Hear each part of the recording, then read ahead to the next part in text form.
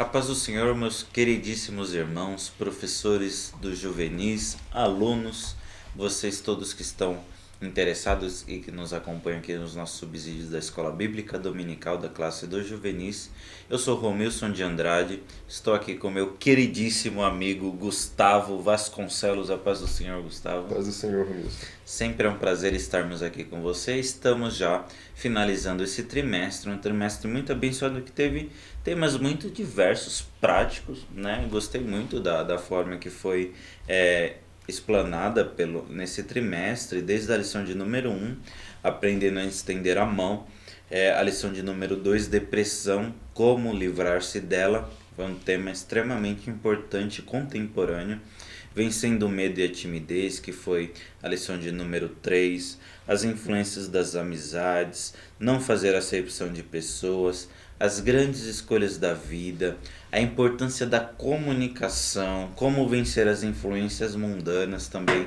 Foi uma aula muito interessante, vivendo os valores do reino de Deus, né? O que são valores, o que é o reino de Deus, falando que vale a pena esperar sobre a pureza no namoro e a santificação, como ter uma vida vitoriosa, a nossa penúltima aula que foi a temperança na vida cristã, e por fim, a nossa 13ª aula, que é a aula de hoje, ser um cristão fiel, um grande desafio. Para isso, então, a revista nos sugere o texto, né, que já começa dizendo assim, em Lucas, no capítulo 9, versículo 23. E dizia a todos: se alguém quiser vir após mim, negue-se a si mesmo, tome cada dia a sua cruz e siga-me. A gente introduz essa aula, então ser um cristão fiel é um grande desafio, porque no sentido no qual Jesus disse isso, primeiro que é condicional, né? Se alguém quiser vir após mim, você não é obrigado a ir após Jesus, né? A condição de crente, a condição de cristão, ela é opcional, é se alguém quiser. Mas, se alguém for, tem um desafio que é negar-se a si mesmo. Então, um grande desafio não necessariamente é um desafio externo, mas é um desafio interno. O grande desafio do cristão não é viver no mundo. O grande desafio do cristão é não deixar ser influenciado pelo mundo. Porque os desafios que as pessoas enfrentam, eles acontecem tanto para o cristão quanto para o não cristão. O desemprego atinge o não cristão e o cristão. A depressão atinge o cristão e o não cristão. A morte atinge nas famílias do cristão e do não cristão. Então, qual que é a diferença? Qual que é esse desafio? É não deixar que essas coisas me abalem em relação ao meu relacionamento com Deus. Esse é o grande desafio do cristão. E contraponto a isso, a grande esperança do cristão, a grande vantagem do cristão é a esperança que nos é dada em Cristo Jesus. Portanto, é necessário que nós tomemos todo dia a nossa cruz e sigamos a Cristo para que nós tenhamos nele a esperança. Esse é o desafio cristão. E a leitura bíblica em classe está em Lucas 9, 23 a 26 e Mateus no capítulo 24, 45 a 51, que diz assim: e dizia a todos, veja que Jesus não exclui ninguém dessa pregação: se alguém quiser vir após mim, negue-se a si mesmo e tome cada dia a sua cruz e siga-me. Porque qualquer que quiser salvar a sua vida, perdê-la-á, mas qualquer que, por amor de mim, perder a sua vida, salvará. Isso daqui é preferir a Cristo em relação às nossas próprias vontades. Verso 25, porque o que aproveita o homem granjear ou ganhar o mundo todo, perdendo-se ou prejudicando a si mesmo? Porque qualquer que de mim, das minhas palavras, se envergonhar, dele se envergonhará o Filho do Homem, quando vier na sua glória e na do Pai e dos santos anjos. Mateus 24, 45. Quem é, pois, o servo fiel e prudente, que o Senhor constituiu sobre a sua casa para dar sustento ao seu templo. Bem-aventurado aquele servo que o Senhor, quando vier, achar servindo assim. Em verdade vos digo que o porá sobre todos os seus bens. Porém, se aquele mau servo disser consigo: o meu Senhor tarde virá, e começa a espancar os seus conservos e a comer e a beber como os bêbados, virá o Senhor daquele servo num dia em que não espera e a hora em que ele não sabe, e separá-lo-á e destinará a parte com os hipócritas. Ali haverá pranto e ranger de dentes. Então, se ser um cristão fiel é um grande desafio, mas com a recompensa de glória inabalável.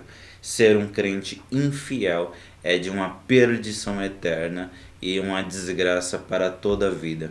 Então é necessário que através da palavra de Deus, seguindo a Jesus, nós permaneçamos fiel à palavra de Deus, fiel a Deus, porque Ele é fiel à sua palavra. Enquanto nós a Ele formos fiéis, nós receberemos todas as recompensas espirituais e materiais por aquele que nos chamou, Jesus Cristo nosso Senhor.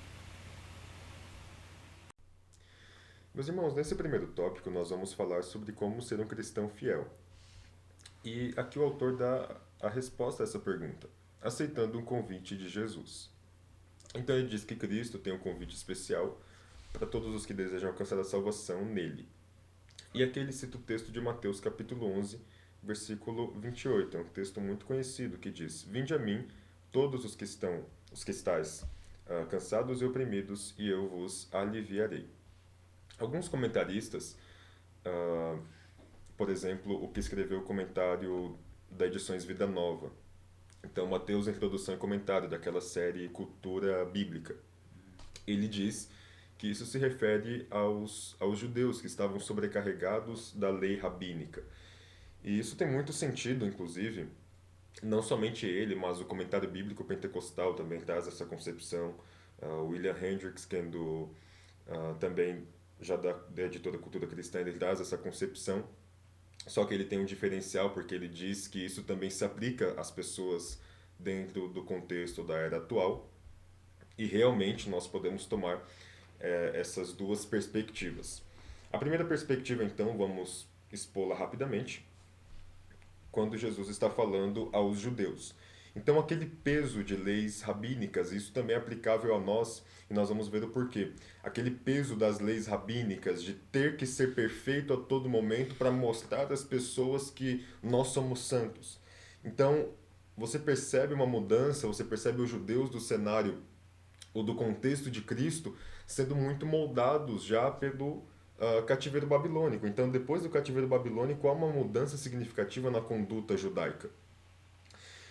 E eles têm esse peso, esse fardo de olhar para a lei, de olhar para aquilo que está no Antigo Testamento, ver a sua história, contemplar a sua história, ver que era uma história marcada por pecados e que agora eles deveriam ser perfeitos, senão viria outro cativeiro, ou temendo a outro cativeiro. Então, todo esse peso histórico na mente de um judeu. E quando isso se aplica a um fariseu, que significa literalmente ser separado ou ser santo, separado das outras pessoas, você percebe que há um fardo muito grande na mente das pessoas. E elas tentam a todo custo ser dignos da salvação. Então, a lei mosaica ou a lei rabínica está lá dizendo: você precisa ser perfeito para que você seja digno da salvação. Tantos mandamentos, tantas coisas para guardar. Jesus está dizendo: olha, vinde a mim, vocês que estão cansados e oprimidos. E oprimidos significa sobrecarregados. Então, você ser sobrecarregado por algo. Jesus até usa essa expressão em outro texto. Ele usa sobrecarregados como... ele diz que algumas pessoas sobrecarregam alguém dentro de uma parábola e que essa pessoa não consegue carregar esse fardo. Parafraseando o texto, é claro, e pegando as principais expressões aqui nesse contexto. No que diz respeito agora a todas as pessoas, nós também temos esse pensamento em vários momentos, de tentar ser digno da salvação, ser digno de algo. E expandindo ainda mais essa perspectiva, em muitos momentos nós também ficamos sobrecarregados com as coisas dessa vida, com as nossas ambições, com aquilo que nós desejamos, com aquilo que nós queremos ou com aquilo que nós devemos fazer. Estamos preocupados e sobrecarregados com várias questões. Todavia, Cristo é aquele que carrega esse jugo de nós. Numa primeira perspectiva, ele é aquele que nos deixa cientes de que nós não somos dignos da salvação, mas ao mesmo tempo ele nos dá a ciência de que nós estamos seguros nela, porque a salvação veio dele. Então Cristo em momento algum nos eleva a um patamar ou a um nível e diz, olha, você a partir de agora é digno de salvação. Nós não somos dignos de graça, nós não somos dignos da salvação. Mas ele também nos dá segurança nisso. Então é nisso que consiste o Jesus que carrega o nosso fardo, o Jesus que nos alivia. E no que diz respeito às aflições dessa vida, ele é aquele que nos acalma, ele é aquele que nos controla nas diversas intempéries que vivemos. Aqui ele fala sobre a mulher samaritana. Então Jesus declarou que quem beber a água que ele der nunca mais terá sede, pois a água se fará uma fonte que jorra para a vida eterna. Ah, sobre esse texto, meus irmãos, Jesus ele usa uma linha de pensamento interessante. Ele fala, olha, vocês samaritanos dizem que tem que adorar a Deus em tal lugar, e os judeus falam que tem que adorar a Deus em outro lugar. Chegará um tempo em que os verdadeiros adoradores adorarão em espírito e em verdade. E ele diz, você precisa beber da água que eu vou te dar, o que eu tenho para lhe dar. E quando você beber essa água, ela se tornará uma fonte em você. Então, primeiro, você bebe da água cuja fonte é Cristo, e essa água vai agora emanar de você, talvez para as outras pessoas e para você mesma. Então, Jesus falando: olha, você precisa da água que eu tenho para te dar, e quando você beber dessa água, você também será uma fonte, você vai emanar dela também. Você será um refúgio para as outras pessoas e você terá essa paz a si mesmo. Então, nós temos tido esse privilégio de dizer sim a Jesus nesses imperativos, nesses conselhos que ele nos dá, ou nessa chamada, nesse chamado, vinde a mim, ou você precisa da água que eu tenho para te dar. Como que nós temos reagido a isso? Esse é o cerne desse tópico. E agora, no segundo subtópico, ele fala sobre negando a si mesmo. Então ele cita o texto de Lucas 9:23, que se alguém quer vir após mim, negue-se a si mesmo e tome a cada dia a sua cruz e siga-me. Aqui está no subjuntivo. O subjuntivo, então, ele indica não algo que é absoluto, algo que é concreto, mas algo que é condicional, que precisa de uma determinada circunstância para acontecer. Ele está dizendo, se há alguém que quer vir após mim, essa pessoa precisa se negar. E é aquilo que nós falamos sobre temperança: negar o seu eu, negar o seu ego, também negar as suas paixões e os seus pecados, ter uma vida de santidade, tomar a sua cruz e seguir as pisadas de Cristo. Siga-me. Siga-me indica, se você quiser seguir essa mesma trajetória, você precisa vir atrás de mim. E quando nós estamos atrás de alguém, nós olhamos para essa pessoa e para o rumo que ela está seguindo. Olhamos para o alvo dessa pessoa e tornamos esse alvo que essa pessoa está seguindo o nosso alvo também. E tomamos as suas pisadas como um parâmetro para nós. O que Cristo está dizendo é: vocês precisam me ter por parâmetro ou por platô. Vocês precisam olhar para mim e seguir aquilo que eu estou determinando a vocês. É aquilo que Jesus fala, inclusive, em Mateus, né? Vocês precisam ensinar aquilo que eu vos ensinei. Portanto, meus irmãos, a síntese de tudo isso é que nós precisamos aceitar o convite de Cristo e negar as nossas próprias paixões e o nosso eu.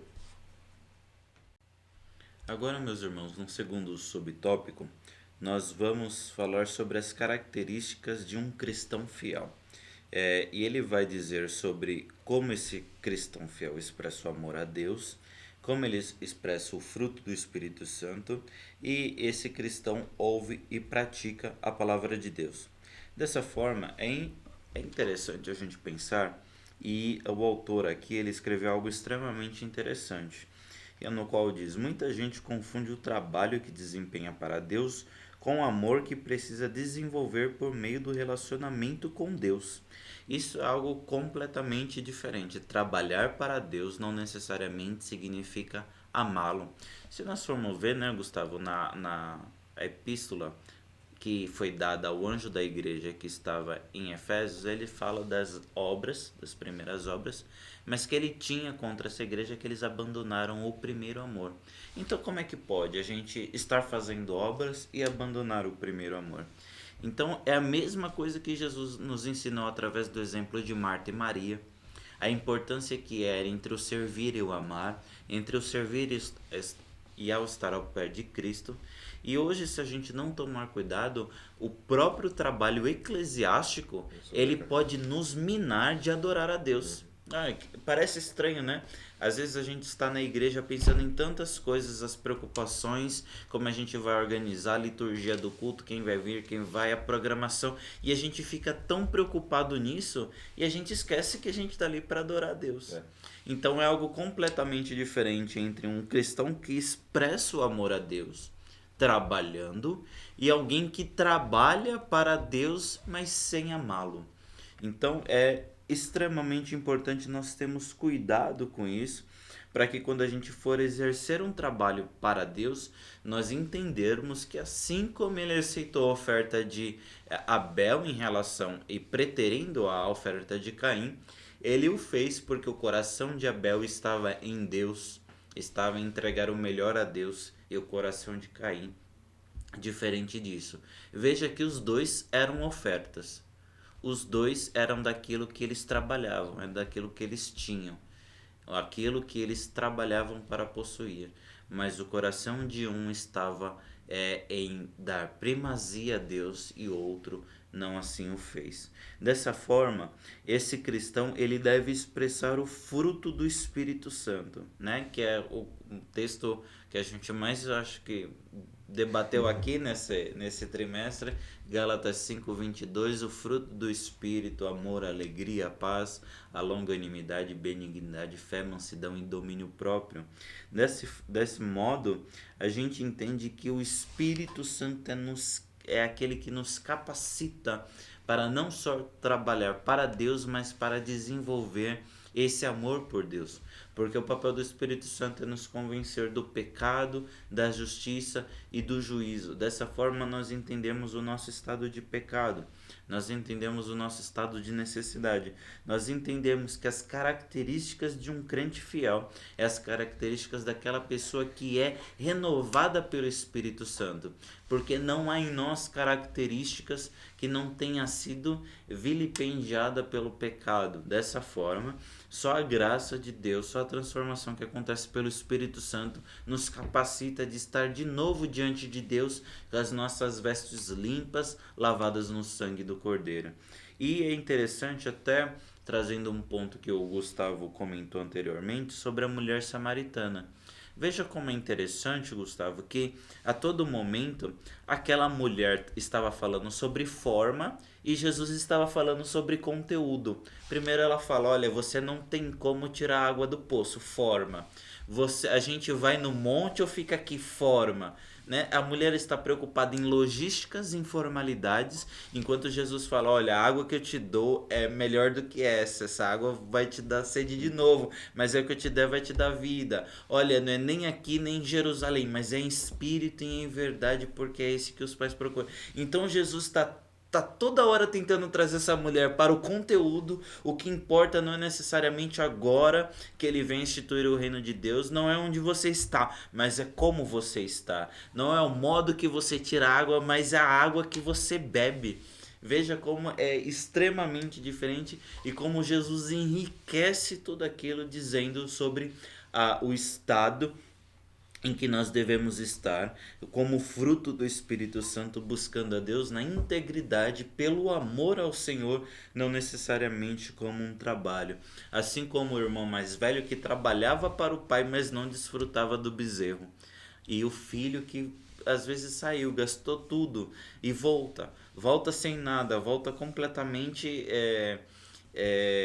perdido, inferior, humilhado, mas ele recebe o melhor do pai porque ele tem um relacionamento com o pai, não com o trabalho do pai. E o exemplo do filho pródigo é mais um outro exemplo de que a forma é completamente diferente do conteúdo. Ser um filho na forma é viver o legalismo. Ser um filho na forma é não ser transformado e não ser necessariamente adotado, mas é você vir à igreja sem viver a igreja em si, sem ser igreja.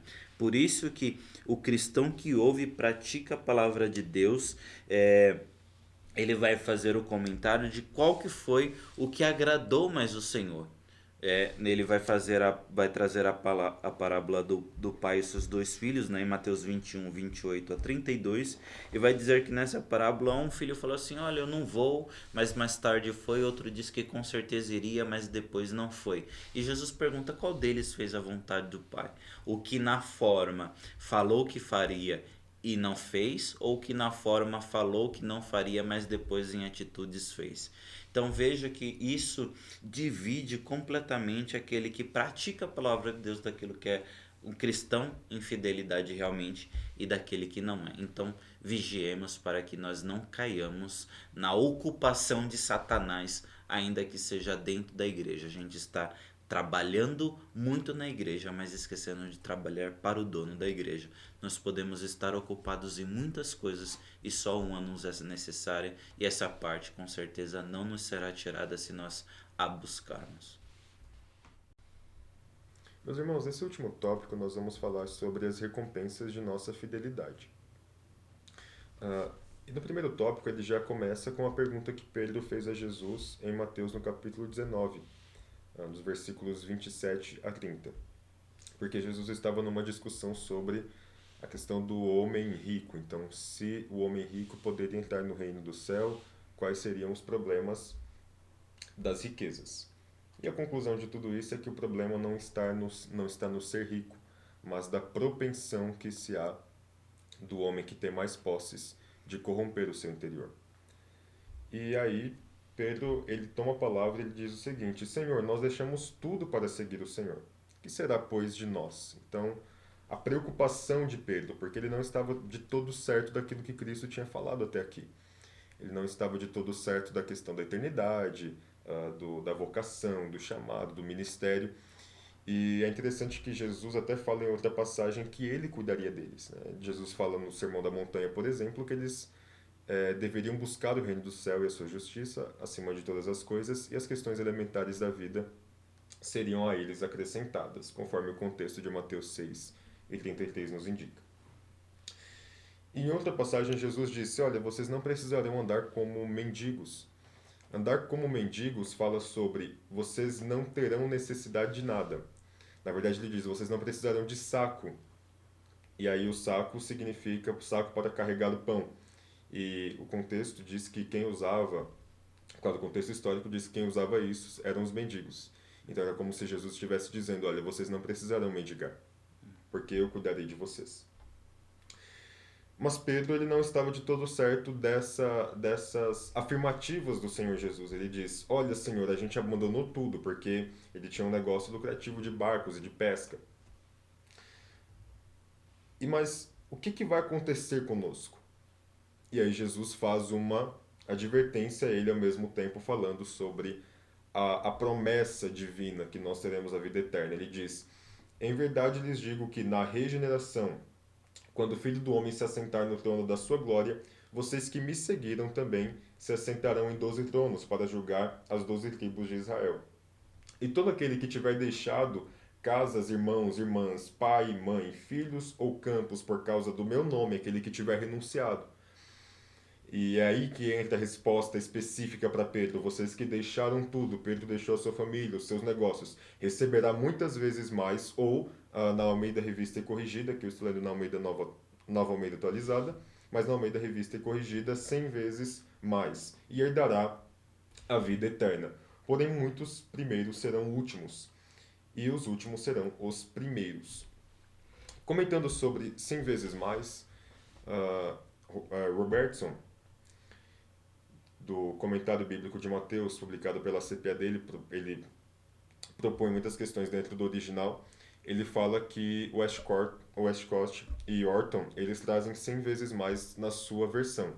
Então, essa substituição de 100 vezes mais por muitas vezes mais é plausível, é possível, tá? Então, a ideia de Cristo em 100 vezes mais é que seria muitas vezes mais. São incontáveis vezes, né? Até porque em relação ao perdão, 70 vezes 7 está querendo dizer uma quantidade Uhum. incontável de recebimento. Agora, uma coisa que eu acho muitíssimo interessante nessa parte quando Jesus disse: olha, é como se ele elogiasse Pedro: legal, você abandonou tudo, muito bom. Mas ele vem no versículo 29, parece que jogando um balde de água fria em todo aquele que acaba deixando tudo para segui-lo. Olha, em verdade eu te digo que ninguém que tenha deixado casa, mulher, irmãos, pais e filhos por causa do reino, não se receberá no presente muitas vezes mais e no porvir. Então, parece que é uma consequência esse deixar, esse abandonar, e a gente vai falar sobre essa palavra. É uma consequência de quando a gente segue Jesus, a gente prefere a Cristo em relação a todas essas coisas. E essa palavra deixado é importante e é muito importante a gente definir, porque é a mesma palavra que é utilizada em Romanos capítulo 9. Em Romanos capítulo 9, Deus diz assim, olha, é Paulo, né, e ele diz assim, ora, eu escolhia Jacó, mas aborrecia Esaú. Ou seja, essa palavra de aborrecer é a mesma palavra do grego que é utilizada aqui todo aquele que deixar. E essas duas palavras, aborrecer e deixar, elas têm o mesmo sentido de preferir. Ou seja, todo aquele que tenha preferido Jesus ao invés da sua própria casa, do seu relacionamento, irmãos, pais ou filhos, isso por causa do reino, não vai receber no presente muitas vezes mais e no mundo por vir a vida eterna. Então é justamente ao mesmo texto de todo aquele que quiser vir após mim, negue-se a si mesmo, tome sua cruz e siga-me. E todo aquele que vir após mim, ele precisa ter uma renúncia pessoal em relação de que todas essas questões, quando forem conflitantes à vontade de Cristo em nossa vida, nós devemos preferir a Cristo em relação a todas essas coisas. E esse texto aqui não está dizendo que nós literalmente vamos abandonar os nossos pais, os nossos cônjuges, os nossos filhos. Isso até é anticristão, esse tipo de pensamento. A ideia é que nenhuma dessas pessoas, nenhuma dessas classes pode ser maior do que Cristo em nossas vidas. Então a gente deve preferir a Cristo em relação aos nossos próprios convívios sociais, nossos relacionamentos e até mesmo em relação à nossa casa e família. É isso que esse texto está dando entendimento. Então todo aquele que segue Jesus, todo aquele que deixa, né, todo aquele que deixa sua casa para preferir a Cristo, é esse que segue Cristo, deixando assim as coisas do mundo e vivendo a vontade de Deus. As coisas do mundo ainda que são as coisas que Deus mesmo instituiu. A gente não está falando aqui num sentido coisas do mundo em relação ao pecado. Família não é pecado, cônjuge não é pecado, nem filho. Mas no sentido que se eu coloco todas essas coisas na frente de Deus, todas essas coisas superior a Deus, aí sim eu cometo o pecado porque eu estou colocando alguém num lugar que seria o lugar realmente de Deus e ele necessariamente não estaria lá. Então, essa parte aqui é uma informação extremamente rica, porque nisso, já que nós preferimos o reino de Deus, nós vamos receber sim nessa vida 100 vezes mais, ou muitas vezes mais, incontáveis vezes mais, e na vida por vir a vida eterna. No segundo subtópico, ele fala sobre desfrutando da vida eterna. Então, ele já começa com uma frase: alguém disse que temos de ter os pés na terra e os olhos na eternidade. Então, precisamos compreender que nós somos essencialmente peregrinos quando nós andamos com Cristo. Dessa forma, meus irmãos, nós precisamos confiar no Deus que nos fez a promessa, e não só a promessa no sentido de aquele que me prometeu o ministério, aquele que me prometeu a família, aquele que me prometeu tantas coisas aqui na terra. Porque em muitos momentos nós confundimos promessa e falamos sobre promessa, promessa e promessa, no sentido de o Deus que me prometeu dar carro, casa, dinheiro e fazer com que a minha vida flua materialmente. E nós esquecemos da promessa, da suprema promessa de Deus, que é a vida eterna. É até interessante porque assim, Jesus não olha para Pedro e fala: olha, Pedro, vocês que negaram tudo por mim, vocês terão uma recompensa aqui na terra. Ou Jesus começou a falar do ministério de Pedro, dizendo: olha, vocês que negaram tudo por mim, vocês serão cheios do Espírito Santo, pregarão a outras pessoas, falarão em línguas e tudo mais. Não. Jesus ele consola Pedro não com as promessas ministeriais ou com o derramamento do Espírito Santo que viria posteriormente. Jesus consola Pedro dizendo: há algo preparado para vocês, e este algo é a vida eterna. Então, nós precisamos parar de encorajar as pessoas sobre o Deus que nos dará aqui na terra, sobre o Deus que estabelece vidas vitoriosas para as pessoas apenas materialmente. Precisamos falar sobre a suprema promessa de Deus, que é desfrutar da vida eterna. Paulo disse que se nós esperarmos Cristo só nessa vida, nós somos de todos os Exatamente. homens os mais miseráveis. Ou seja, existe algo que é muito maior e melhor do que aquilo que nós podemos viver e desfrutar aqui na Terra. Exatamente. E por que ele passava por tantas coisas? O próprio Paulo passava por tantas coisas e não desfalecia, não desanimava.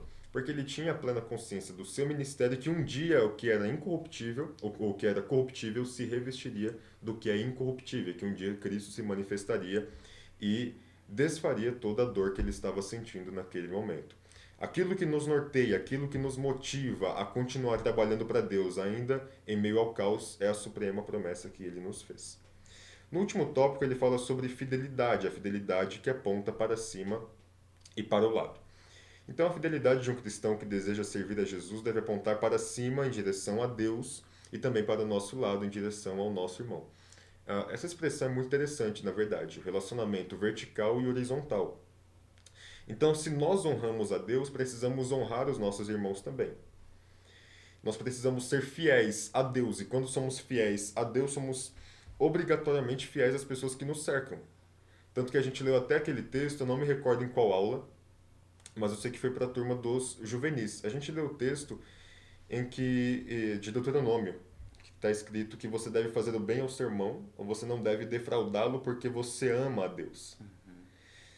Então, amar a Deus está junto a eu amo a Deus e é por isso que eu amo ao meu próximo. A nossa fé aponta, então, primeiro para Deus. Temos que olhar para Jesus, autor e consumador da nossa fé. Tanto que o autor da carta aos Hebreus, ele usa até a figura de um atleta aqui no capítulo 12. Aqueles atletas que, no final de tudo, isso é interessante, porque a figura do atleta também está associada à vitória. Então, a coroa que ele receberia. Na carta a Esmirna, Jesus manda João escrever, dizendo, olha, vocês que me serviram, que forem fiéis até a morte, vocês ganharão a coroa, e a coroa aqui no grego é Stéphanos. Stéphanos fala sobre uma coroa que um atleta ganharia depois dos Jogos Públicos, depois que vencesse os Jogos Públicos. E é interessante que ele faz um link direto com o Hebreus no capítulo 11. Depois que ele fala de toda a galeria dos heróis da fé, ele começa o capítulo 12 de Hebreus falando assim, olha, visto que nós estamos rodeados de tão grande nuvem de testemunha. Então, Paulo não só... Paulo, né, como se ele fosse o autor aos Hebreus, o autor é desconhecido, mas o autor aos Hebreus diz, não só essa comparação quanto ao atleta, mas não é só um atleta, mas tem uma arquibancada, tem todo mundo olhando, dando exemplo, falou assim, olha, seja paciente como foi Jó, tenha fé como teve Abraão, tá todo mundo te assistindo, tá todo mundo te vendo, e você está correndo a carreira proposta da fé. Isso é interessantíssimo, está armado, né, uma competição no qual em Cristo todos nós teremos a vitória. Exatamente. E esse texto é muito bonito porque ele retoma a história das pessoas dentro da Bíblia. Então ele diz: aprenda com essas pessoas. Ao folhear a Bíblia, busque histórias e aprenda com elas.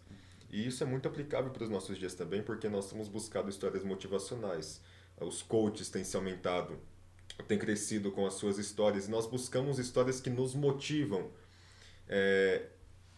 As pessoas têm essa cultura de se espelhar em outras pessoas para que tenham motivação para viver, ou para alcançar, para conquistar. Se fulano conseguiu, eu também consigo. Então vamos aplicar para a nossa vida cristã. Se Jó conseguiu ser tão paciente no momento do caos, por que a gente não conseguiria ser também? Se Moisés foi fiel mesmo em uma situação ou em situações adversas, ou seja, foi tão íntimo de Deus, eu posso buscar ter a mesma proximidade com Deus. Claro que as coisas que Deus fez a Moisés talvez não se repetirão, mas a intimidade que Deus deu a Moisés pode também ser refletida na vida dos demais cristãos que desejam a E Deus. até porque eu não lembro qual é a epístola de Paulo, no qual é dito que o Espírito Santo ele é dado sem medida. Então não é que o Gustavo tem mais Espírito Santo do que eu. Uhum. Isso não é que Paulo teve mais Espírito Santo do que qualquer pessoa. A gente entende que os feitos e aquilo que Deus realiza através das pessoas são coisas singulares, realmente são feitos notáveis. Mas Deus, ele é Deus e ele não muda. né? Ele não depende preciso que seja numa circunstância. Não, ele só precisa de um adorador assim como a samaritana. Você vê, aquela mulher evangelizou o país dela inteiro. E ela só precisava daquilo que só precisava abrir o coração. Então, muitas das coisas que a gente deixa de viver é por às vezes uma falta de fidelidade e de uma boa referência. O Espírito Santo pode fazer muito, muito mais na nossa vida porque ele é dado sem medida. Agora precisamos estar dispostos a mergulhar cada vez mais fundo no rio do Espírito Santo, no oceano do Espírito Santo. E sintetizando tudo aquilo que a gente já falou nesse tópico, nós precisamos ser pessoas confiáveis. Existem pessoas que precisam de nós como cristãos e como pessoas também, como seres humanos. E essas pessoas precisam sentir refúgio em nós. Portanto, meus irmãos, precisamos ser fiéis a Deus e fiéis também ao nosso próximo, servir de refúgio para as pessoas que nos cercam. E aqui ele diz: com a ajuda do alto, viveremos uma vida cristã vitoriosa. Portanto, meus irmãos, que Deus os abençoe em nome de Jesus. Muito obrigado pela audiência de todos nesse primeiro trimestre de 2024. Desejamos a vocês uma boa aula e que venha o próximo trimestre também carregado de bênçãos e de muito aprendizado a Amém. nós. Deus abençoe, pessoal. Fiquem com Deus.